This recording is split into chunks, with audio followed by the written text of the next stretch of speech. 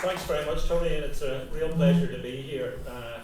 John Hewitt Summer School, I think, is one of the highlights of the year, focusing on not just the arts and developing people and skill and learning, but also about challenging what goes on in this society, what has gone on in this society, what will be going on in years to come. So it's great to be here, Tony. Thank you very much for the invitation. It's a very important discussion we're going to have as well in the year of the 50th anniversary of the Civil Rights Campaign. All sorts of issues that are relevant were relevant in 1968, and many of which I suspect are still relevant today in 2018. And it's a wonderful panel that we have for us as well. And let's get straight into seeing who's on the panel and straight into the discussion. What we're going to do after introducing the panel is hear a few words from the panel, and then as quickly as possible open it up to the floor to have conversation between you guys, the floor, and the panellists, and between the panellists as well. On my far left, it's an obvious joke, but I'm going to make it, is Gregory Campbell. Gregory was born in the Waterside in Derry, Londonderry. He joined the DUP in the 1970s and was elected to the council in 1981. He served on Londonderry City Council, then became Derry City Council for 30 years. He served on it, was a member of the Assembly for many years, contested every Westminster election since 1983, winning, believe it or not, 17 years ago. I mean, that's incredible. I can remember the camera on you when you won in East Londonderry in 2001. He has been Minister for Regional Development and Minister for Culture, Arts and Leisure, and we're not going to ask him to have any yogurt or curry, but he did say a few years ago that when we talk about some of these issues, he did say he would never agree to an Irish Language Act, and maybe that's one of the issues amongst others that might come up today. Beside Gregory is Brid Rodgers. Brid was born in the Giltack area of Donegal at Gweedore. She was involved in the Civil Rights Campaign from 1965 onwards. She was a founder member of the SDLP, chair of the party in 1978, was a senator in Dublin in the Seanad from 83 to 87. She's been an MLA for a number of years and was Minister for Agriculture and Rural Development. And of course, Brid, when you were born in Gweedore, educated in Monaghan, went to university in Dublin. Your favourite part of this island is right here, where you have made your life for many years, or close to it. Beside Brid is, I'm just saying that, maybe it's not your favourite part of Ireland, so you can contradict me at some point. It's hard to take, you can't take the man from the bog, you can't take the bog from the man. I think Donegal is still my favourite place. Sorry about that. Beside Brid is Colm Gildernew, MLA. Colm has been an MLA since June 2017, which is just over a year. I suspect you're one of the few MLAs that has been an MLA there for it, but actually hasn't sat in the Assembly in that length of time. Colm represents Fermanagh and South Tyrone, became an MLA after Colm's sister Michelle was re-elected as Member of Parliament. He comes from a prominent Republican family that was involved in the Civil Rights Campaign, certainly since 1968, if not before. Colm's mother, Geraldine, was evicted from a house in Caledon and was involved, along with Patsy Gildernew, I think Colm's uncle, in what happened in Caledon on the 18th of June 1968 and in the days since then. Colm is a social worker, traditional musician, and involved in business life in Fermanagh and South Tyrone as well. On my right wing, which I think is where you played for Ireland, is it? Yeah. Is Trevor Ringland. Trevor is a solicitor and rugby player, politician, played 31 times for Ireland, also played many times for Ulster and Ballymena. Trevor was brought up in Larne, which I suppose somebody has to be. Went to Larne Grammar School and Queen's University. Helped establish the Peace Players, which is a sports-focused body trying to promote reconciliation in Northern Ireland. He was made an MBE in 2009, was a unionist and conservative candidate in East Belfast, resigned from the Unionist Party when the then leader refused to attend a GAA match, and then became co-chair of the Northern Ireland Conservatives. I don't think we're involved with the Conservatives at the minute. So, fantastic panel. I'm really looking forward to the discussion. Please be aware, please get your questions in. Think of what those questions and comments might be as we go through the next hour and 10 minutes or so. Let's start off, Brid, let's start off with you. You were involved in the civil rights campaign from the mid-1960s. We all know, very heavily involved in politics since then. What brought us to 1968? What's the context of that? Where did it all go wrong? Well, I can tell you, as far as I was concerned, coming from Brid and having been educated in the south, I had no idea of what Northern Ireland was like until I hit the culture shock when I arrived. And I came to Lurgan, which in a sense was a microcosm of Northern Ireland. And people kept telling me they couldn't get jobs because they were Catholic. They couldn't get houses because they were Catholic. They didn't have any, they had no right to be on it. The local council was elected by block voting, which in majority unionist areas, what happened was they had block voting, so you voted in block for the unionist or in block for the nationalist. So the block that got in, the other block didn't get in. So there wasn't one nationalist on Lurgan Council. It was a totally unionist council. And then of course in Derry, where it was a majority nationalist community, it was different. So I became aware, my view was that the people, the nationalist people, kept looking to the south for what help, and they kept thinking there would be a united Ireland and that would be the end of everything. But of course, apart from Republican rhetoric at election time, the southern politicians, it was very low on their priority, the plight of Northern Catholics. So, and I also thought that the intermittent violence that was happening every decade, the IRA violence, was actually making things worse because it was copper fastening the hold that the Unionist Party had on their own people by frightening them, the siege mentality. And as well as that, the rhetoric was doing the same thing. So I thought, nothing is going to change here unless something happens. And then Colm McCluskey, who founded the Campaign for Social Justice, got in touch with me. Would I help him with gathering statistics?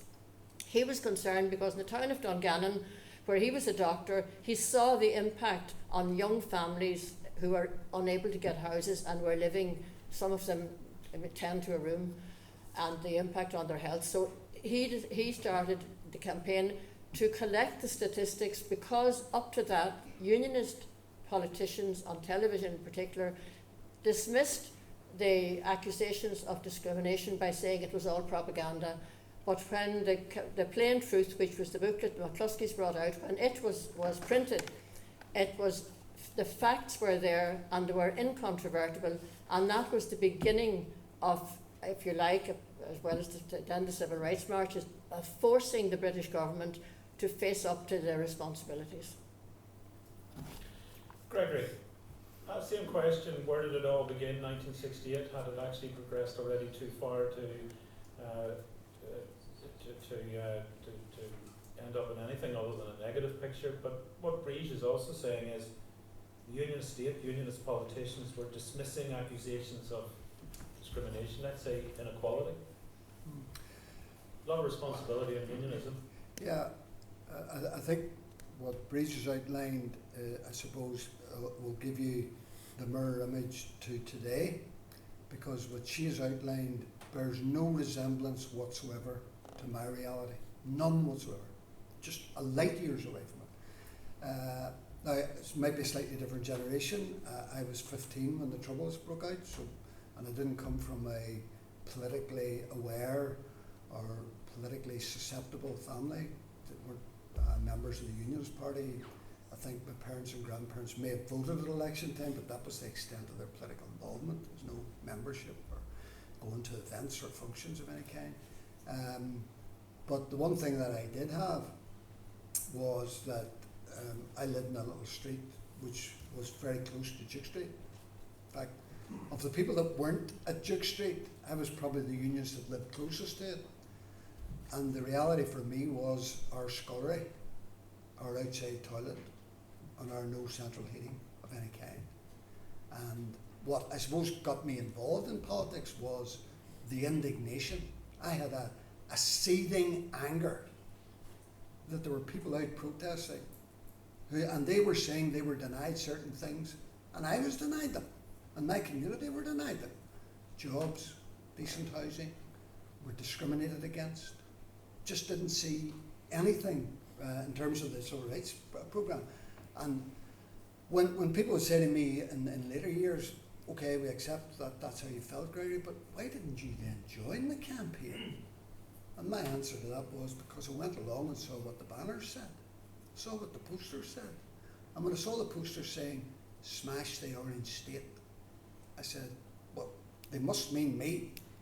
You know, there's not some sort of mythical state that I'm not part of, so they want to smash the country. And then, of course, within a few short months, the Provos appeared, and then the unionist mindset, smash the Orange State, took on a very physical manifestation. And that was my reality. So that's why when I started, I said, you know, it's a mirror image. There are these two narratives, and going forward, we have to try and see, without saying to someone, well, I'm sorry, your narrative is totally and utterly wrong. Do you accept there was discrimination and inequality and discrimination by the unionist state against the Catholic nationalist community? I accept there was discrimination against people, yes, but not exclusively and totally and only against Catholics. Because where Catholics couldn't get housing in certain unionist-dominated councils, Protestants couldn't get housing in certain nationalist-dominated councils. But in the narrative that goes now for this sort of, you know, you do get an emerging story of, well, it was inevitable, it was unavoidable that there would be trouble, because here was this campaign based on human rights and basic civil rights, which was being denied. And therefore, the more you tried to hold back the dam, the more it was building up pressure, and eventually it would burst, and therefore we had 69 and the Troubles. That's the narrative that is now very much prevalent. But it's not a narrative that I see. It's not a narrative that I understood, because my reality, not my belief, my reality was 22 York Street, Waterside, Londonderry, deprived, discriminated against, went for jobs with the housing executive, turned down, not because I wasn't well qualified, because I was a Protestant, in Protestant Ulster, as it was then termed. So that was how the indignation grew in many people. That's how some young people then turned to paramilitary groups. I didn't. I said, I have to turn to politics and try and change things. But that was how I saw it now. For going forward, 50 years after the event, I don't think we will do future generations any service by saying, see my narrative, it's right. It's 100%, or as near as makes no difference, right. And I'm sorry, you're going to have to amend yours to suit mine. That's not going to happen. Brid's narrative is her reality, just as mine is my reality.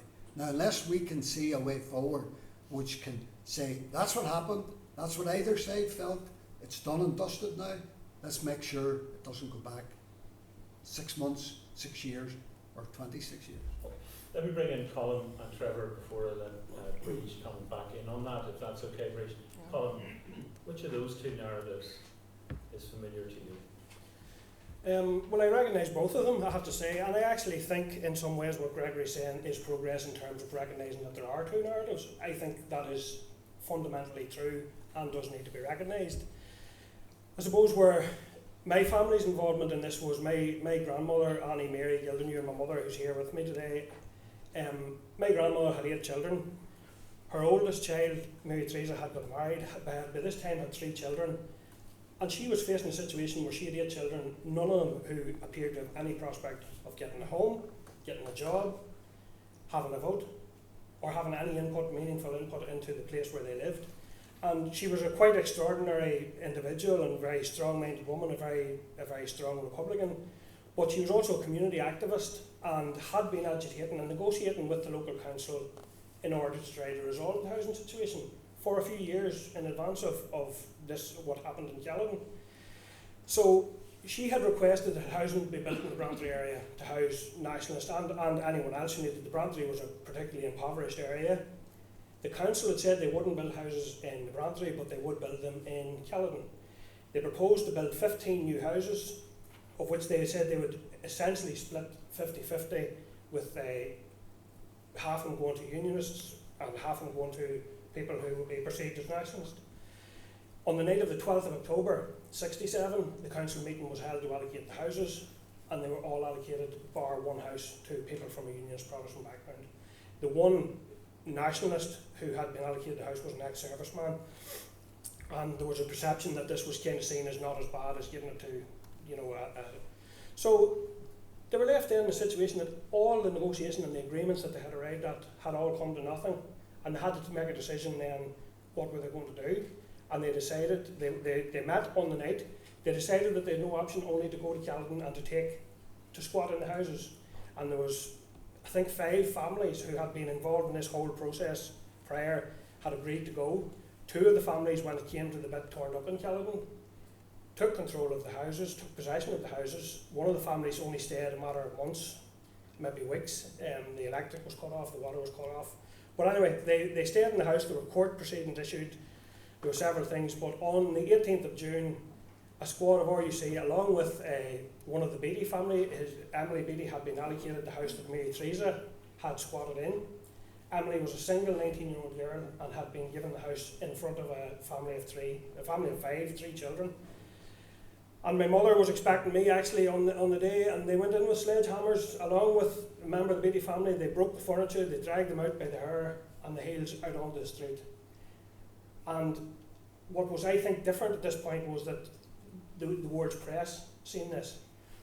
But the pressure had been building up for a long number of years before that, because the state itself in 1921 was created under the threat of immediate and terrible war from Britain. The civil rights movement had been agitating for probably 4 years in advance of this around issues of the Special Powers Act, the B specials. There was a very strong unionist hegemony within the North, and I think people had a very, very reasonable set of demands, which were around one man, one vote, as it was termed at the time, the right to a house, the right to a job. And I think those very reasonable demands were met with extreme force and violence from the state. There was no Republican, there was no IRA at that time. Republicans were involved, along with many others, in the civil rights movement. But the bogeyman, as Brid has talked about, of the IRA, there had been no campaign, I don't think, in terms of, except for the border campaign 10 or 12 years beforehand. But the peaceful protests were met with violence, and the violence very often was perpetrated by a combination of both loyalists and state forces in the guise of RUC or the B specials, and later the British Army, and people were beaten, were arrested, were interned, and were murdered for protesting. And I think that created a situation where the civil rights didn't lead to violence. The reaction and the overreaction, I would say, of the state led to violence. So you got 2 narratives from Gregory and Brid. You've got a separate narrative from Colm, which focuses on the last comments on the reaction of the state. Trevor, you obviously weren't around at that time or active in anything at that time. Well, you might have been around, but you weren't active in anything. Too far too young for that. Which of those narratives do you think is right? And in particular, you know, as somebody who would be recognised as having been a member of the Ulster Unionist Party who were in power at that time, what about that comment about the reaction of the state, the lead up to 1968, the reaction of the RUC and so on? Yeah, where do you start? I sort of take a general view that, first of all, there's more than 2 narratives, a whole complex range of narratives, which can also sometimes be clarified by the use of facts, which tend to disappear in some of the arguments that go on around these issues. I take a general view that if you were doing relationships on this island, then you couldn't do them much worse than we've done them over the last 100 years plus. I call it, instead of a decade of commemorations, I call it a decade of failure. If you analyse it, every incident really stated party and their goal actually failed in what they were trying to achieve. You know, United Ireland leaving the UK, that didn't happen. And the UVF wanted the whole of Ireland to stay inside the UK, and that didn't happen either. Two groups that weren't meant to fight, because once they started to fight in Ireland, they would actually end up doing the thing, or causing the thing that they didn't want to happen. But they both ended up fighting in one of the bloodiest campaigns of all time in the First World War in the northern battlefields of France. So I think to start with the basis that we couldn't have done relationships worse on this island. And what we have now is the opportunity to do those relationships better and in a more constructive way. And we will be failing our children if we don't do that. Because I was a child at the time of 1968, and I was failed by the failure of those people at that time to actually shape the politics and the relationships on this island differently. I have a book of Terence O'Neill's speeches, who was, the younger ones was the leader of the Ulster Unionist Party at the time, and it would make you cry when you read what he was saying at that time, and the fact that people didn't listen. I think the civil rights movement, I think we all look at the civil rights movement, there were unionists involved in the civil rights movement in its early days. It was about making the state a better place. It was about dealing with genuine issues, not one man, one vote, but the voting pattern, or the voting regulations in council elections, not in Stormont elections, not in Westminster elections, but in council elections. And that is lost, the complexity of that is lost in the simple statement of one man, one vote, as if Catholics or Nationalists didn't have a vote. They did have a vote. The abstentionism of young little Joe Devlin at the very outset of the state, segregated education coming in, and the segregated lives we lived, and the way that was able to be used by those who wanted to instead of saying, right, let's make this place work to prove that an all-Ireland state would work. Instead, it was about undermining the state, and a civil rights movement that went about making Northern Ireland a better place for everyone, and dealing with genuine concerns and genuine issues that needed to be dealt with. And I agree with Gregory that when you actually analyse it, you know, our ability to discriminate in jobs wasn't just on one side. It was discrimination is wrong wherever it emanated from. But the state did discriminate, and I don't think we can be in any way right of that fact. But let me just finish. But the civil rights movement moved from a position of where it was about making Northern Ireland a better place for everyone to a position where it became about overthrowing the state. And that was a very different position. And that's what happened. I was part of a police family, right? And in 1968, our lives changed forever. For example, my father was probably nearly directly killed about 5 times. The stories I can tell you about what happened. I can tell you about bomb sites. I can tell you about the dead bodies, what they looked like. I can tell you what went on during those times. I wasn't there, but I can tell you, because my father was quite often there. We lived in West Belfast, in Finnegy Road North, in the 1960s. Our neighbours were neighbours, Catholic, Protestant, or whatever. We had a good relationship with them. We had no problem whatsoever. There was no threat whatsoever to my father living in those areas. We then moved to Suffolk Estate. With Suffolk Estate, as far as I'm aware, the housing was handed out across the board. As some councils, they discriminated in housing. Other councils, I understand it, in the complexity of the matters, didn't discriminate. And we then moved to live in a police station in the Glens of Athlone, where you actually lived in the police station, and that's where the troubles broke out. And our lives changed, and they changed dramatically. But I suppose, Trevor, before I bring Brid back in and then to the audience, and if you want to ask a question, make a comment, raise your hand and we'll get you in. I don't know if this is working or not, because it doesn't sound like it. You're talking about your father's experience. What Colm said was the reaction of the RUC and the state, and I don't know if I'm quoting you correctly, Colm, but led to the IRA campaign afterwards. So it's what happened in 68, the reaction at Duke Street by the RUC, for example, or at Burntollet, or the state itself in throwing people out of the squad in Caledon after the allocation of houses. Colm will say, bears a responsibility for what happened next in terms of the violence, and I'll bring Gregory as well on that. I think the reaction of the state, what I would say is that, as I say, we deserved the civil rights movement. We did not deserve the violence.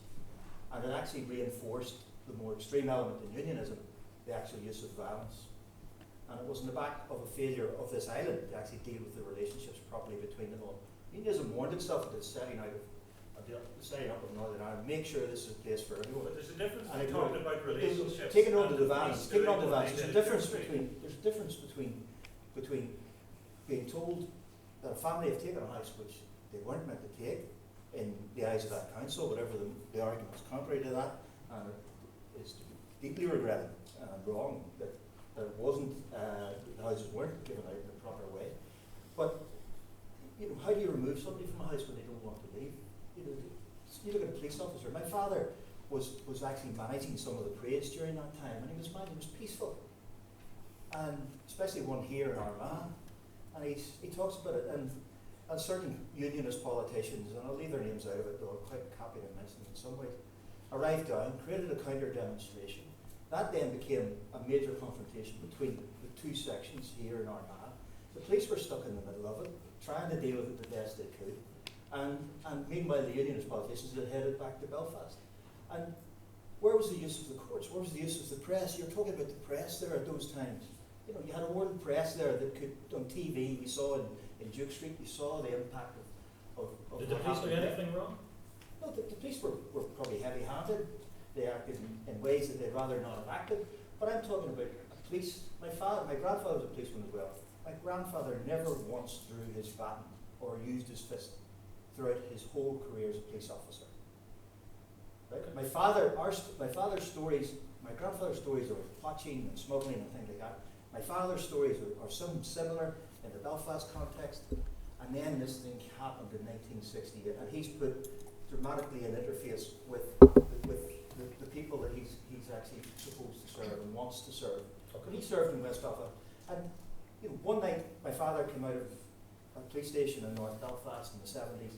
He's been shot at by the IRA for 2 hours. He dives under a car for 2 hours.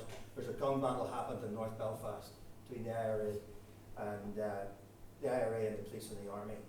And meanwhile, we're sitting in an estate in Larne at that time, and my mother at 12 o'clock at night, wondering where my father is, gets a phone call from the Larne police station to say that loyalists are burning policemen out of their houses in Larne, and we can't spare the men to go and protect the various houses.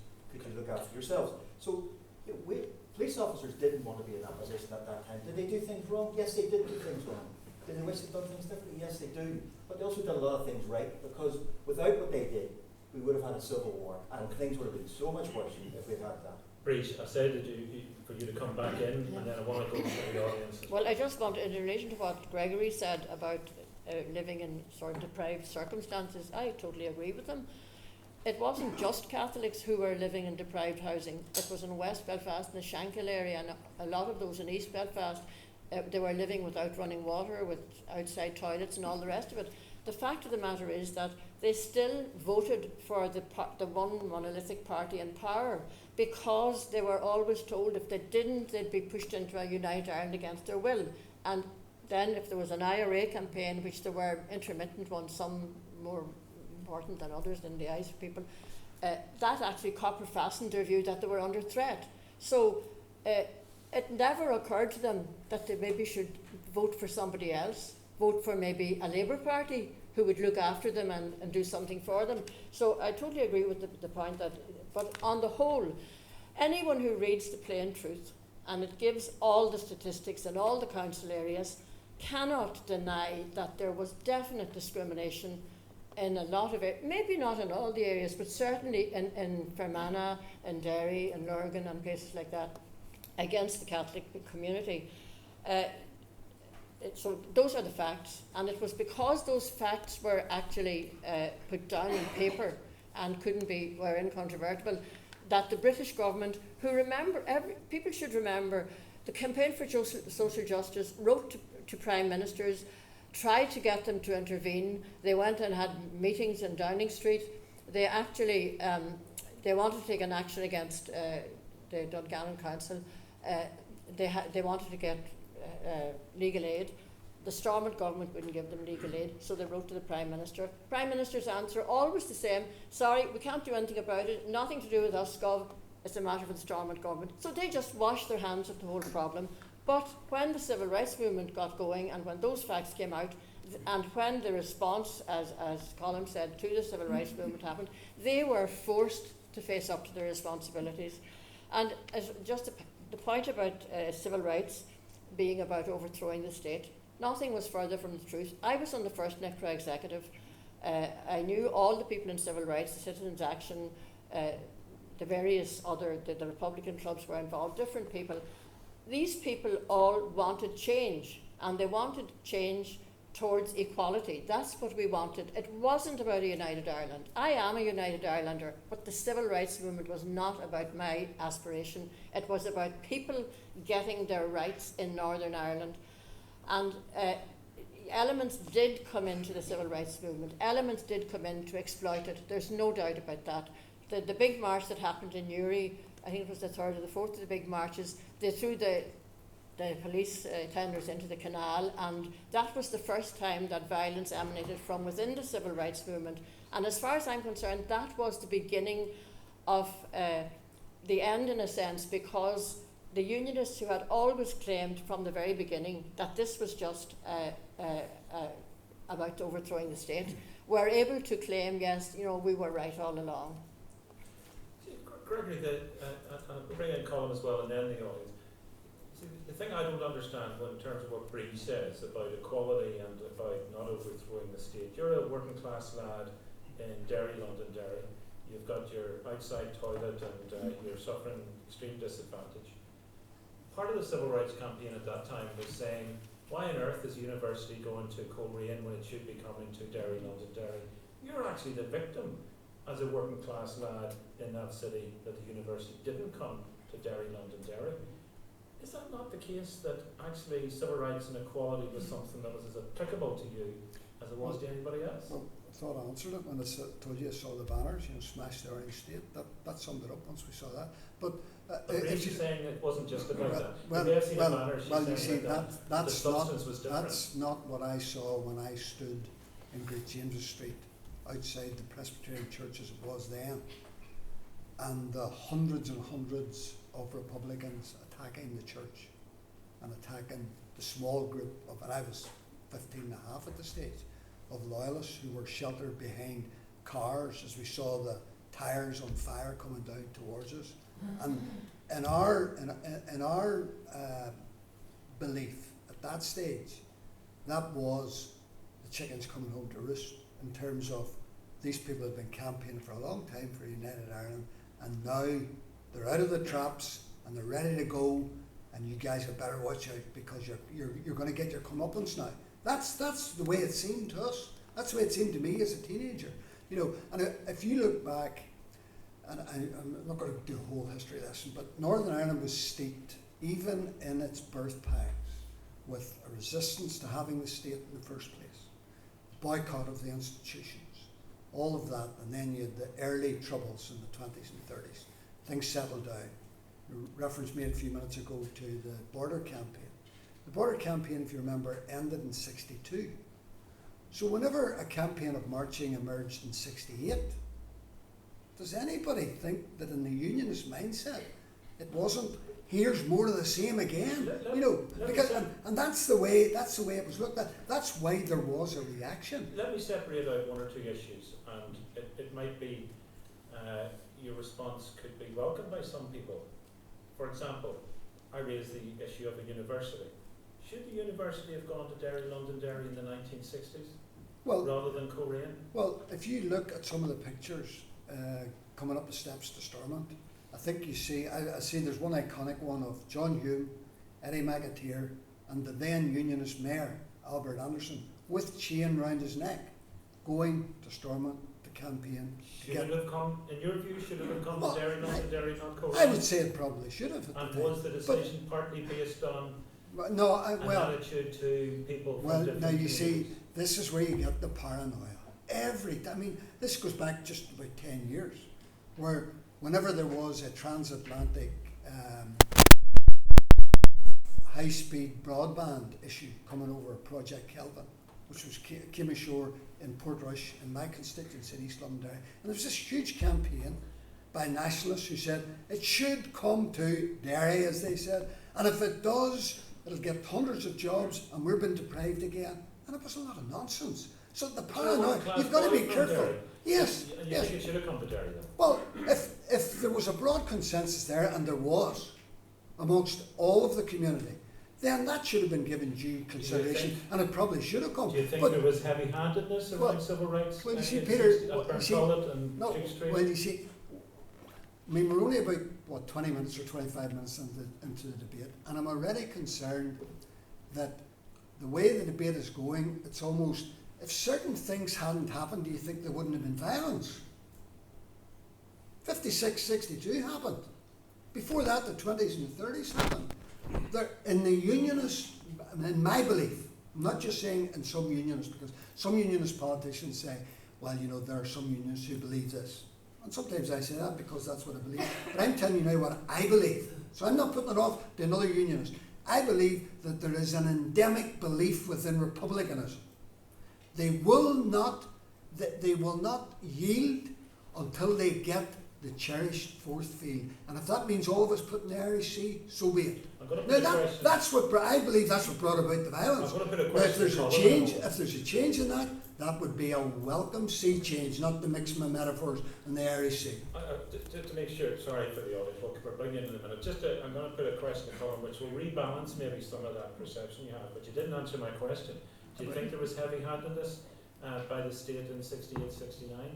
Well, you mean the police in Duke Street? Well, yeah. I think that the police were totally unprepared for that demonstration.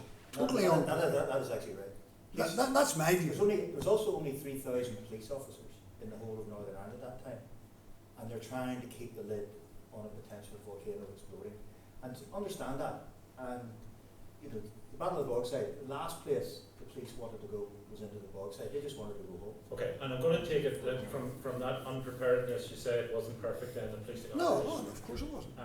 Colm, border campaigns and so on pre-68. If you're in a government within Northern Ireland, maybe that means that you're going to be more defensive about your position. You're going to have a view about, as Gregory would put it, at undermining the state. That sort of campaign didn't do an awful lot of good for community relations and opening up of attitudes on either side of the community, did it? And it certainly doesn't justify what happened after 68, 69, whether there was heavy-handedness or not, does it? Well, you see, the conflation of people being Republicans and wanting to bring about a united Ireland with the very just demands of the civil rights is, I think, what led to, well, it was a perception, but the state had a responsibility to rise above that. I can understand that people would see in the banner that you've seen, people individually could take that approach. The state here used its might to come down on top of the civil rights movement. There was no Republican element to the civil. All the Republicans were involved in it, alongside the people who were not Republicans, alongside some people who were Unionists, factually.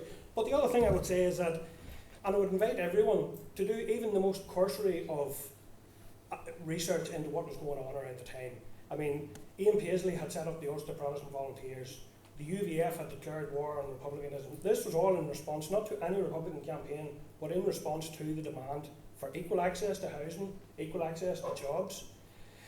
And, like in this very town, John Gallagher was shot dead walking up the street by the RUC, or by the B Specials, actually, I think it was. Victor Arbuckle was shot on the Shankill Road by the UVF. There was numerous false flag operations carried out by the UVF and the UPV, where they were planting explosives at reservoirs. The state had a responsibility to say, listen, we need to deal with the issue here. Just because someone feels that this is a Republican plot, the state then reacted as if that was factually true, but there was no evidence. No, there was no Republican. The IRA were dormant. But there's just one thing about the RUC and in relation to what Trevor said. Trevor is right. At the time, the Unionist government considered the RUC to be their police force. They didn't see it as a police force that should be protecting all the people. Policemen are policemen and they want to protect everyone. But in the nationalist eyes at that time, when I led the Civil Rights March in Lurgan and we went up the top of Edward Street and we were stopped. And why were we stopped? Because there was a mob on the other side of the church of loyalists or whatever you want to call them who were going to attack us. And the police stood and faced us. We sat down. We were faced by the police. We were not the aggressors. And that's the sort of thing that actually led to a perception within the nationalist community. See, the counter to that is, remember the infamous Burntollet attack on the civil rights parade that came from Belfast? And you think now about rerouting and going through contentious areas. You look at almost all the towns that civil rights parade in, was it January '69, I think it was, wasn't it? Came through almost all unionist towns. And yet, unionists saw that as an attack on them rather than vice versa. Let's bring in the audience. There's an indication here.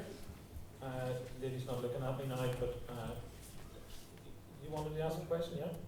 Who was it? Sorry, over there. Sorry. Okay, yeah. Well, Zara, but you weren't indicated, but we'll go to Zara.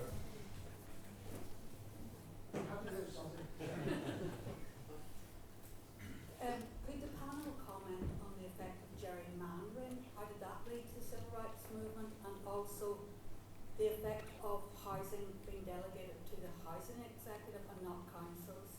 How did that affect people's feelings? Let me try and take a couple of points as well, otherwise we don't want to get one question and then a response. Let's take two or three if there are others. Yep, down here. Well, actually, Tony, go to the lady who's got a hand up there, and then the lady in front of her, or behind her now. Gerrymandering in councils, yes, please.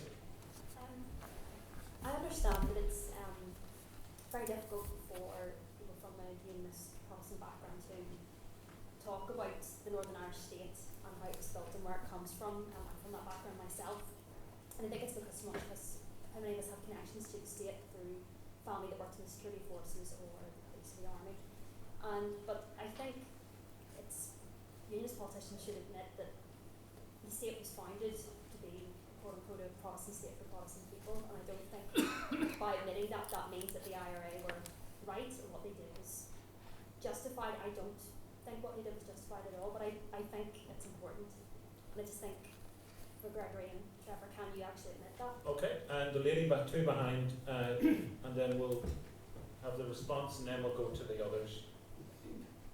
It seems to me that what hasn't been articulated here is that there was a crisis in unionism at that time, and that between 1965 and 67, two delegations went from the Northern Ireland Labour Party with reports to Terence O'Neill and asked him to look at the situation about local governments and the housing allocation, which was connected to votes. It was about votes.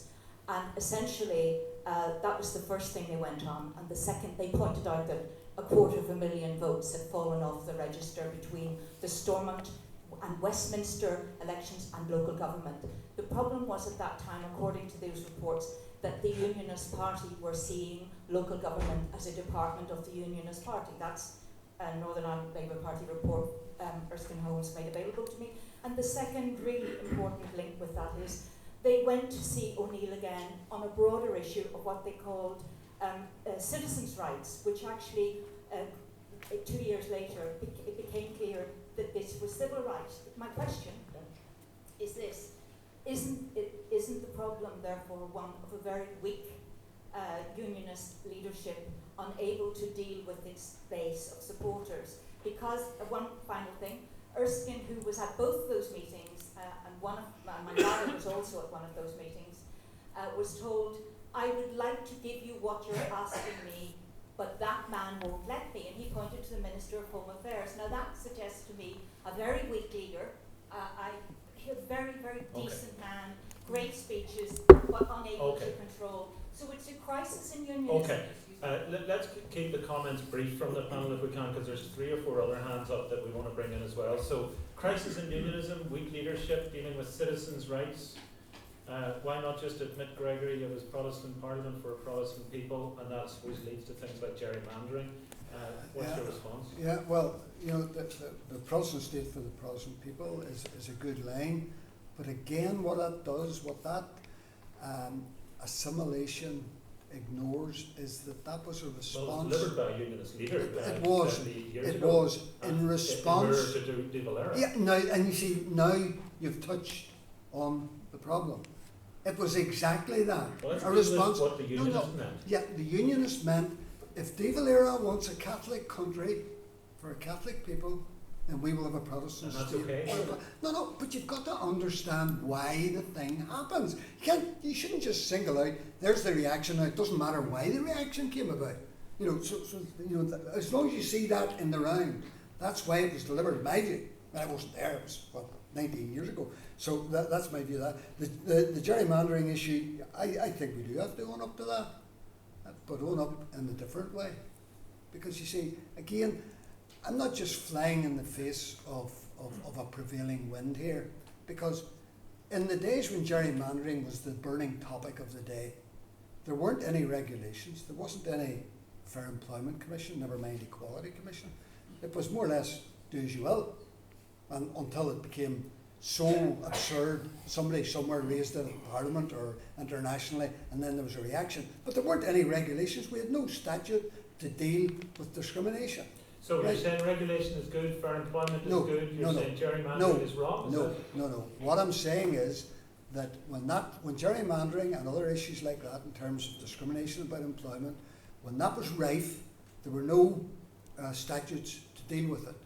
Now there are statutes to deal with it, and in some cases, and one of your questioners talked about the housing executive, it's statistically more likely that a Catholic will become a police officer than a Protestant will become a housing officer in the Northern Ireland Housing Executive with all the regulations that we have. So in other words, Catholics said they were discriminated. Yes, they were, as were Protestants, when there were no statutes to protect anybody. Now we do have statutes, and Protestants are more likely to be discriminated against. I'm unclear, before Brid comes in, and Right. Brid and Colm really want to come in. Right. You're saying gerrymandering did exist? You're Yes, saying yes. it was wrong? But not systematically against And Catholics. you're saying It there did. should have been statutes in place to prevent fair employment at the time. Is that what you're saying? No, what I'm saying is, whenever there was the huge disadvantage that there were no legislation, there were no regulations. And should there have been? But there is now. Yeah, but should there have been then? Well, that's like saying there should have been something in the Deep South to Well, stop no, we're not the talking blight. about the Deep South. No, In no, Northern Ireland, but should there that have was been the then? time there was. Should Peter. there have been then? What there is now. Should there have And been then? the problem now is that even with the regulations and the legislation, we still have a disadvantage problem. So would I be more Should there have been then? Would I be more inclined then to say to people, now that we have the legislation, should we look at why there's still a disadvantage? I'm more interested in whether they should have been then. 50 years ago. Right. I think you're flying in the face of reality, Gregory, to tell you the You truth. see, this is where I came But- at the start. but You see, hold on. don't try to misinterpret people's narrative, Brid. I won't reinterpret I'm yours, not talking but you about don't my reinterpret narrative. mine. I'm talking about the facts that are Yes. down in black and white, Yes. as researched by the Campaign for Social Justice, with a little bit of help from myself, which were incontrovertible. And there was a pattern. And to say that these things happened because there was no statute there, we had a government. People were going to the government. They were going to Westminster. They were begging them to do something about it, and they were refusing to do anything. The British government said, can't do anything, you can't even discuss it in Parliament, for goodness sake. So, to say But that... do you agree, Brid? Do you agree there was no legislative provision? I agree. I agree. And there Right. is now. That's You the point. don't need legislative provision to do the right thing if you're in government. You should be able to do the right thing anyway. You don't have to have a law to force you to do it. But I'm not arguing that. But the housing executive which this questioner asked, was set up as a result of, it was the Cameron Commission report, I'm not terribly sure, which reported, and absolutely the Cameron Commission report absolutely said that all the complaints of the civil rights movement were totally justified. There's no doubt about that. It's in the Commission. But the housing executive was set up. The Dairy Corporation was done away with because it was a gerrymandered corporation. One man, one vote was brought in. All of those things happened. And why did they happen? After years and years and years of either rhetoric or violence from time to time, it happened because people took a different path. And people took the path of mass, peaceful protest and were attacked for it. And that's what made the difference. And that's what forced the British government to face up to what was happening in Northern Ireland and to do something about it. And that's the reality. Colm, and then I'm going back to the audience. Well, I suppose one of the things that strikes me is that rights, by their very nature, are inalienable. So the fact that unionism would say to people, we are not giving you civil rights because we think it's a Republican plot, or we think it's the thin end of the wedge, that is not sustainable. The very fact of unionism, and the Orange Order recently passing a motion to say that they're not countenancing any Irish Language Act, the very fact that one section of our community would say, we're not giving you these rights as if it's theirs to give, indicates a sense of, that there's a difference. So I think it's inalienable that people are treated equally, and that Irish language, that people in same-sex relationships are treated just as fairly as anyone else. And this is part of the interest that I would have in today's debate, is how it impacts on the issues that we're debating at the minute around rights. Okay, I'm going to ask Trevor to comment first in the next round, and you can come in to comment on something, Trevor, on this round if you want. But we're going to go to Malachy first, this chap here, and then over there. Well, just to develop the point that Anne Devlin made, which was a very good point. I mean, the vision of the state as oppressing the civil rights campaign has to make allow for the fact that the state was divided and fragmented, and that there was huge division in unionism. But if you had a Minister of Home Affairs like William Craig saying, which wasn't true, that cattle golding was in Derry on October the 5th, that the IRA, that this was essentially an IRA plot, then decent people like the Campbells of Derry are going to take that seriously, and they're going to believe that. But you also had Terence O'Neill as the Premier of the time, who was in clear opposition to, or having clear difficulty with Craig, who was a lunatic alcoholic, essentially. But I mean, like Stephen Owen saying that's your opinion, of course. It's not necessarily the opinion of the John. Well, he's dead, so he can't say anything. But by December of '68, that is like 3 months after October the March, many of the key points are already conceded by O'Neill. Craig is gone. We sat and got our bums wet in Linden Hall Street shouting Craig out. Craig was gone. So there was radical success within the civil rights movement in a very short period of time, and there was the promise of further success. The question I came here to hear answered was, what was the process that led to this whole thing becoming violent? Obviously the police were a huge part of the problem, but partly because of ineptitude, partly because they believed their own boss, a minister, telling them that it was the IRA they were facing in the streets, and partly because there were many people in the civil rights movement who were really up for a ruck. Read the Cameron report. What happened on October the 5th? You had Betty Sinclair standing in a chair urging people to sit down and behave themselves, and you'd Eamon McCann saying, "Come on, lads." So there were plenty of people on the civil rights side of it who were up for a ruck, and that was part of the momentum towards violence. Thank you. Question here, and then there. What went right in respect of civil rights? I want to ask a question about today, drawing on the lessons of history. In 1921, 6 counties out of the province of Ulster, 9 counties, became Northern Ireland.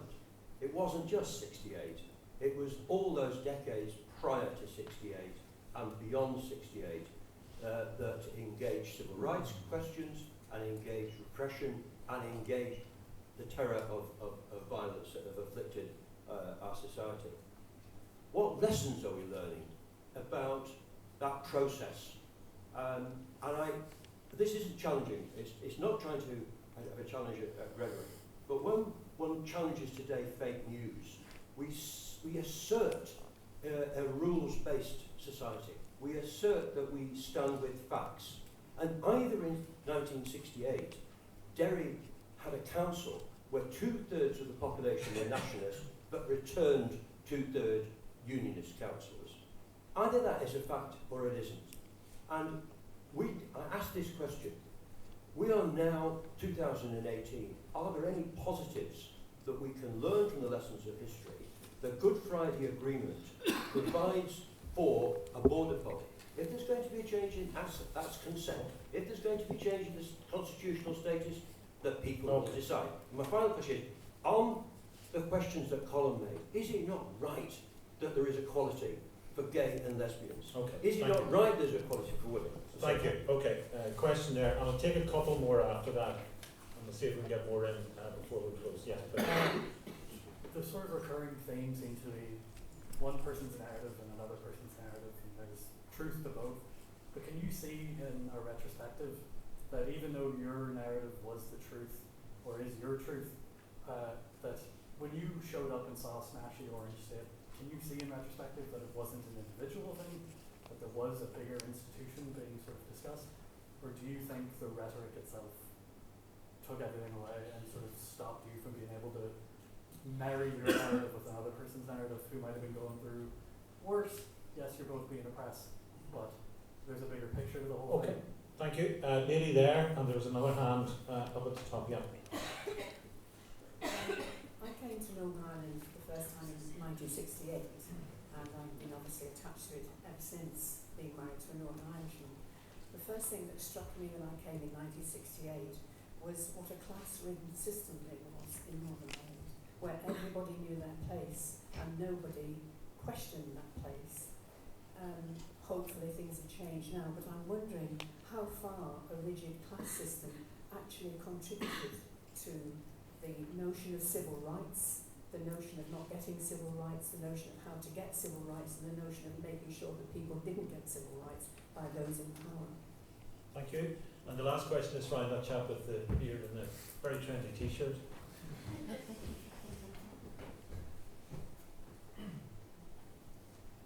It's a similar question to the one down the front, in terms of attempts at empathy, both maybe then and now. So the anecdote about the banner, maybe you were too young at the time, but were you at all interested as to those people that were holding it and carrying it, as to why they were holding it and carrying that message?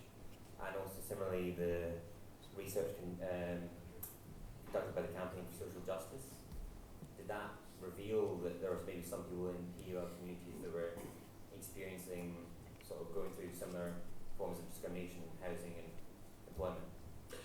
Thank you. And I'm here, I'm going to start with Trevor. I'm hearing questions there around which are maybe specifically towards yourself, Gregory, so maybe address those when we get to you. But I'm certainly hearing about acknowledging people's rights, about the socio-economic side, acknowledging other narratives, but also that big question of why did this lead to violence afterwards? And I think what really the question is, why did the IRA campaign happen afterwards, and who's responsible for that? Trevor? Well, I think we're going to debate a lot of that in forever. In some ways, what's a wee bit scary is I said to my father a number of months ago, living in West Belfast, I said, was there any indication that our society was going to break down in the way that it did? Because it was a far more shared society then than it is now, and we tend to forget that.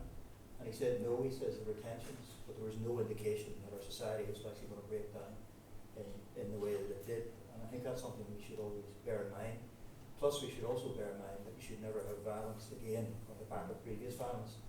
That is not a good idea. I've travelled extensively in Eastern Europe, and I can assure you it's not a good thing to do. And as I said earlier as well, I think we have an opportunity to do things differently. So a lot of this is historic, and a lot of the issues that we're talking about are being addressed. We actually live in a nice place when you compare it to many places of the world, and the people here are great when you press the right buttons.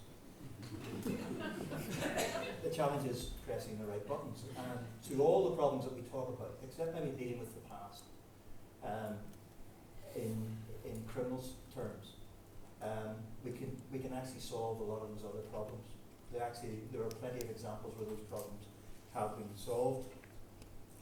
The right wing of unionism was reinforced by the use of violence, and the more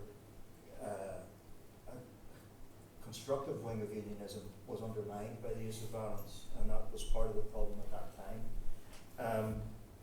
And I think that 2 years ago I did a trip down to Dublin, saw the Easter Rising sites. It was a cycle ride, took my son, he was of that age, around the Easter Rising sites, and then across to northern France and saw the battlefields of France. And I came back with sort of three things. One is if a poet says go to war, tell the poet to stick to poetry.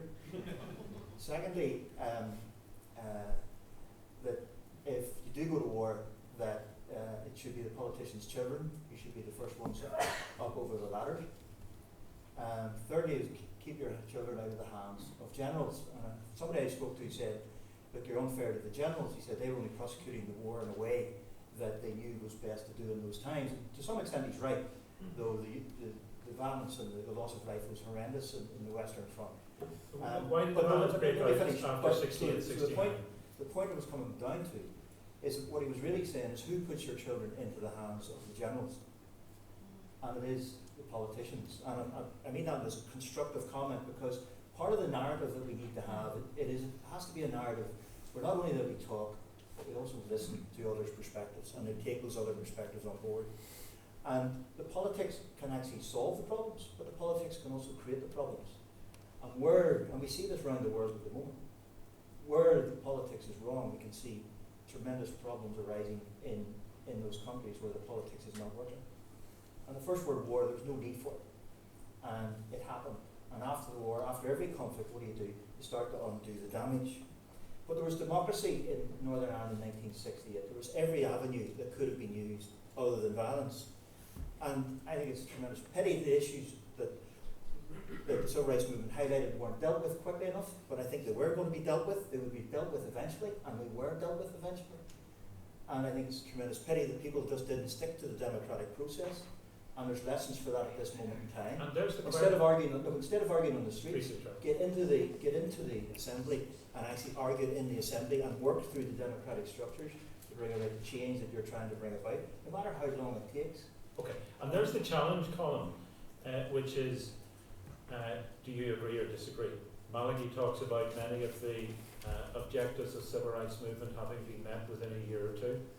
I suppose people would argue that the plethora of human rights and civil rights, there would have been much advance anyway through the 70s and 80s, partly maybe with accession to the EU. So why were 3,500 people killed in the years after 1970? Well, I think it's a tragedy for all nations and a reality that violence breeds violence, and a regrettable reality, I have to say. Again, I go back to the point that the civil rights movement was set up entirely peacefully, and they were marching peacefully, and they were battened and shot and drove off the streets in full view of the media. I mean, at this time, yet the American Civil Rights Campaign had preceded it, but television had created a new dynamic. And people who were peacefully protesting were shot in Ballymurphy, they were shot in Derry on Bloody Sunday. And I think people increasingly looked towards the IRA to defend them. And I think there was a dynamic that was created that became almost unstoppable, and one event almost begat another event. And I think that any society that doesn't learn from its own history is doomed to repeat it. And I think when did the IRA ever defend anybody? Well, give us an example of the IRA defending somebody. St Malachy's Church, I believe, in Belfast. Complete mythology. Go and read the okay, Malachy, let Colm respond to your question. My central point is here that there was no IRA. You had a UVF here who were planting bombs at reservoirs. You had the RUC, as Brid has mentioned here earlier, standing in front of lines of loyalists who then would attack the peaceful crowds. So I think that was and I think David Cameron's admission and apology for Bloody Sunday is kind of indicative of that the British state has very, very marginally admitted some of their culpability. I mean, there was collusion with state agents, and there was a cycle of violence that was set up that was, in my view, totally unnecessary. Had the civil rights movement been dealt with for what it was, rather than portrayed as some kind of a plot, and I think the British state has to also have some responsibility in terms of how they managed and how their introduction of the British Army was utilised and was once again perceived by Catholics and nationalists as being the British Army, which was for the Unionist state and was there to reinforce and defend the Unionist state. We've got 7 or 8 minutes left. Briefly, Trevor, and then I'm going to go to Brid and Gregory. Okay, sorry. Trevor, briefly, and then I know, Trevor, you want to come back, but make it very brief because you've had your go here. Yeah, I appreciate that. Just briefly, the discussion I had, I've met various people over the last number of years, but one with an IRA man who served 18 years, from 18 to 36 in prison for a murder. And I had this discussion with him, and I said, first of all, what's the only method you've used to persuade me of the benefits of United Ireland? And I said, well, violence. I said, don't use violence. I said, buy me a pint of Guinness and we'll talk about it. But I asked him, what was the IRA campaign about? He says, well, it was about driving the British into the sea. There was no mention of the civil rights movement. There's absolutely But no that's mention an- of the civil rights movement. But that's an individual perspective. You know, that's an individual. You This can't, is you your- can't, this you is can't your apply individual- that to an no, entire. let me finish. And back to Malik's point, the defence of the IRA did a lot of killing, it didn't do a lot of the dying. And when it comes to, if you look at, Lawyers paramilitaries killed about 26 to 40. IRA men killed between 26 and 40. Okay, Trevor. Lawyers, We'll have to move on. Most of the Okay, Brid. most of the people killed So- in the Troubles were civilians. 53% of those killed were civilians. So the people who suffered most were the ordinary people of Northern Ireland, and it wasn't their wish. And in fact, the IRA did not have the support of the nationalist community, as you could see when in the voting systems between SDLP and Sinn Féin at the time. But Gregory talked about banners, and that's right. There were certain elements on all sides who exploited the fears and the mistrust that already existed in the community. And the civil rights rules were, you just have one banner, civil rights, one man, one vote, and no other banners. But of course rogue elements often crept in, and that was not a civil rights banner. But I can see that Gregory could have been very upset by it. By the same token, every time that a certain gentleman politician said smash the IRA, he was getting votes and recruits for the IRA and for Sinn Féin, because it was the case of exploit the fears of your own side and you'll get them to support you. And that's what was happening all along in Northern Ireland and even during the time of the civil rights movement. But the fact that the civil rights movement in a very short period of time had brought about change proves to me that hard work, research, political activism through various people making, in the civil rights movement, can get results, whereas violence, particularly in the society that we're living in Northern Ireland, violence begets violence. There was violence from the British government, there was violence from the Loyalists, there was violence from the Republicans. The Republicans instigated the violence. I don't know how they defended the people, because there were more Catholics killed by the IRA than anyone else. But in fact, they started off their violence and they said, Brits out, United Ireland. That's what they wanted. Now, there's 3,500 people dead. I'm not saying all the fault was the IRA, there were other issues. But how can they justify the fact? John Hume said, there is nothing in Northern Ireland that justifies the taking of one life. And John Hume was right. And he was also right when he said that you can't solve the problem of a divided society, divided on the way that we are here, by violence. You can only solve it by sitting down and working out a system of how we can live together with justice. And that's the truth. And the lesson to be learned from the whole thing, and it's awful what had happened, the lesson to be learned is violence in pursuit of political aims is not acceptable. It's wrong. It hurts people. And when I hear people, and this is my last point I'm making, comparing Mandela with the IRA, Mandela didn't have a vote. That's the difference. They had no other avenue to bring about change. They couldn't use the political process. It was denied to them. The political process was here. People had a choice. They could choose to go the political way, which was more difficult, was slower, but was seen to be getting results initially with the civil rights movement. Unfortunately, others took a different path. Okay, we have only a few minutes left. I'm going to go to Gregory in a moment, take a last comment up there, and then I'm going to ask you for a very brief comment. So Colm, you can come in on some of those points again briefly at the end. Gregory, I just want to remind you about, apart from commenting on what's been said so far, there were questions about show some empathy with the points that are being made, and unionism and rights. Well, there was a couple of mentions about the whole civil rights struggle, social justice, and that sort of thing. Again, what is forgotten about now is that the main core demands of the civil rights movement were conceded within about 6 or 7 months of the campaign starting. Therefore, from a unionist perspective, and wider perspective may be slightly different, but from a unionist perspective, why the need then to turn the campaign into a whole civil rights struggle stroke a United Ireland struggle if your core demands have been met within a few months? I looked up at some of the figures. I mean, Bloody Sunday is sometimes mentioned as a sort of a tipping point. The Provisional IRA murdered 100 people before Bloody Sunday. Long before Bloody Sunday. So the IRA were active. This idea that the IRA only became active because somebody got dragged by the hair out of a house is a lot of nonsense. You know, the IRA were active 50, 60, 62. They then became dormant. The Provos re-emerged in 69, saw there was a good, convenient vehicle in the civil rights movement, jumped aboard it, and turned it into a campaign of violence. The question that was being But asked, empathy, yes, yeah, yes. because Well, that's what I think we need to learn for moving forward. So successors aren't sitting in 50 years' time here saying, where did it all go wrong in 2018? Would you acknowledge that the concessions that were made in the months after the civil rights campaign were legitimate concessions that should have been made, and it was right that they were? Well, I think the Yes or no? I think the demands should have been better placed.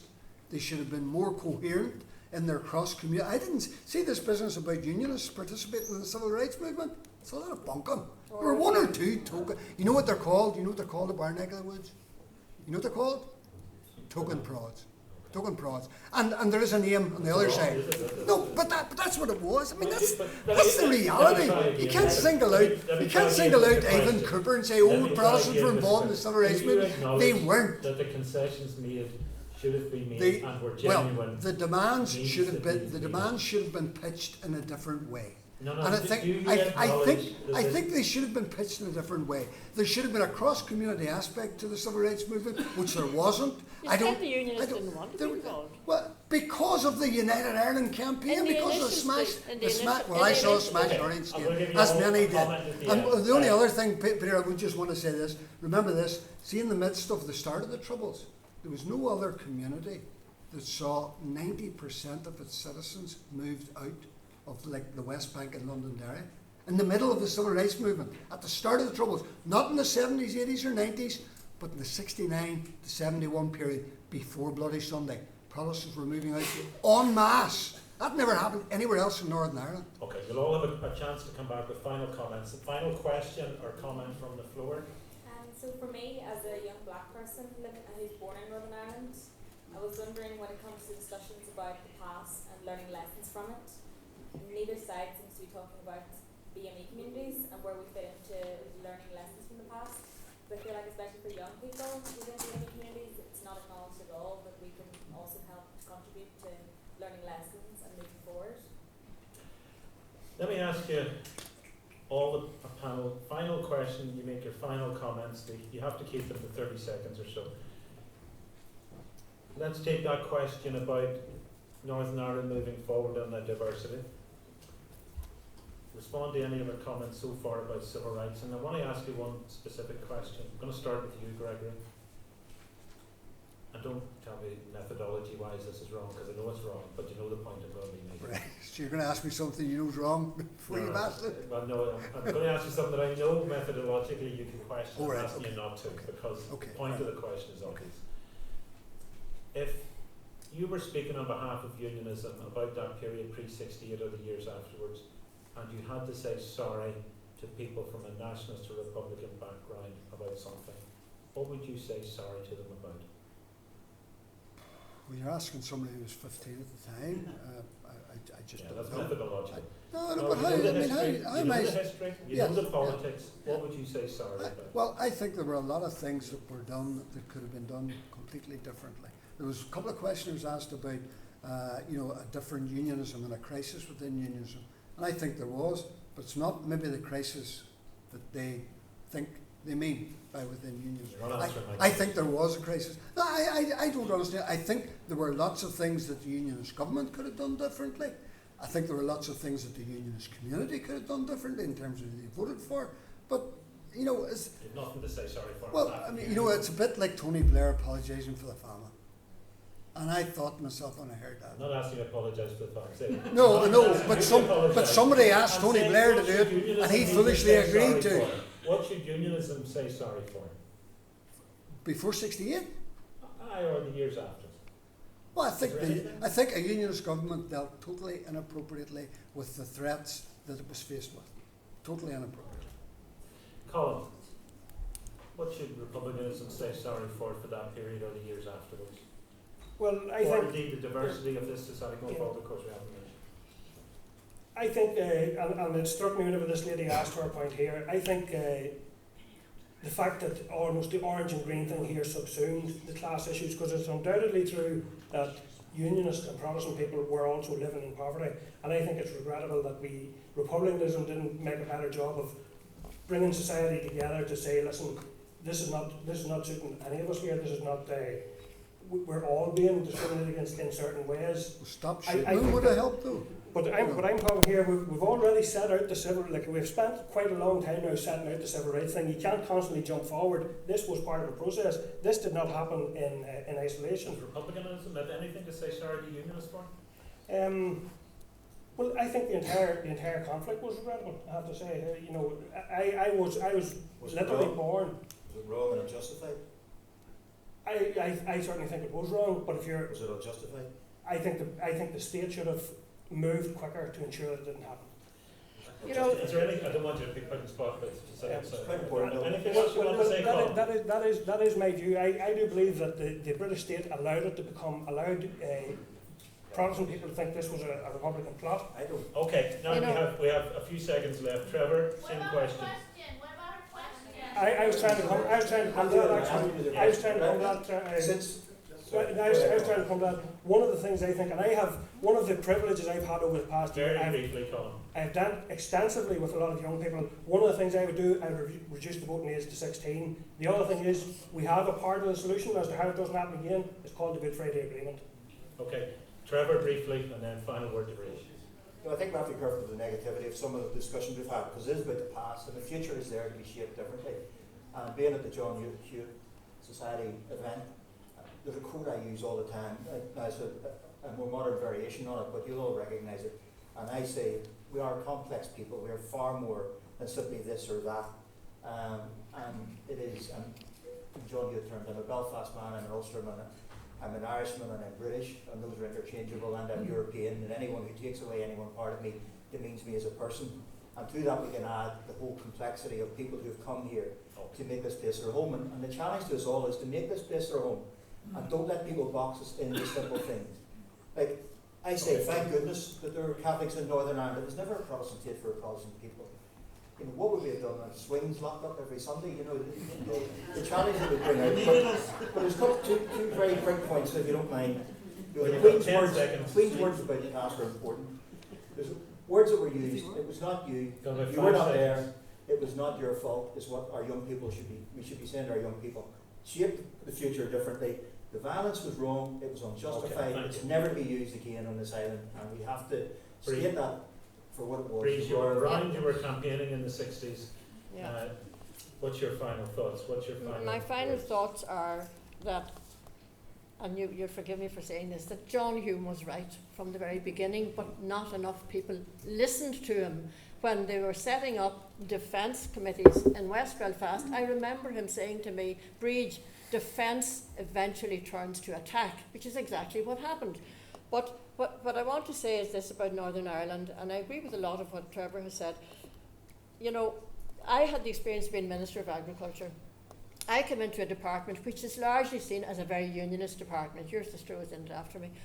And I was known as the Witch of Drumcree. I was hated by the Orange Order. I was hated by the Unionists, and particularly in Portadown. And when I went in, it was a kind of a cold house, not the civil servants, but some of the lower down. But anyway, I was there for 2 years and a half, I think. By the time I left, I was totally accepted because the unionist community and the farming community saw that I was working for everyone, that there were politicians on both sides who could work for everyone. And that's what we want to reach. We want to reach a situation when the people realise that it's not about creating silos and having one political party looking after their own and another political looking their own, where everyone works together in an open and accountable way, and that's the way forward. Politics is the way forward, but unfortunately we don't have any politics at the moment. And I suspect what I'm hearing as well is the changing face of Northern Ireland, and the many people who have come to this society has enriched us hugely, and I'm not sure we would have had what happened 50 years ago in the Northern Ireland of today. look, we could discuss these issues for another 2 or 3 hours. In some ways, we're just getting into the meat of the conversation. That's the way these things are. Can I ask you to join me in thanking all of the panel?